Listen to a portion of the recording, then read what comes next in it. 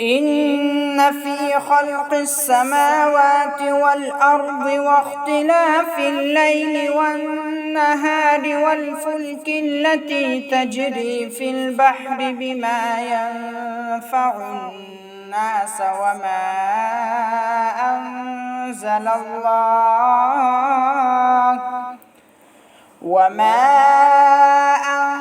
أنزل الله من السماء من ماء فأحيا به الأرض بعد موتها وبث فيها من كل دابة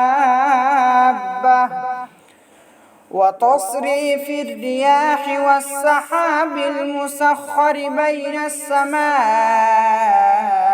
والأرض لآيات لقوم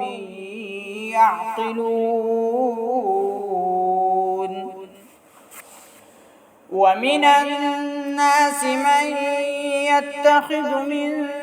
دون الله أندادا يحبونهم كحب الله والذين آمنوا أشد حبا لله ولو يرى الذين ظلموا إذ يرون العذاب أن القوة لله جميعا وأن الله شديد العذاب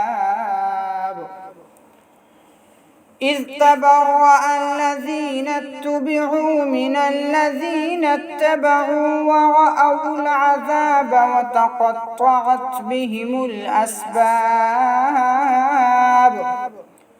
وقال الذين اتبعوا لو أن لنا كرة فنتبرأ منهم كما تبرؤوا منا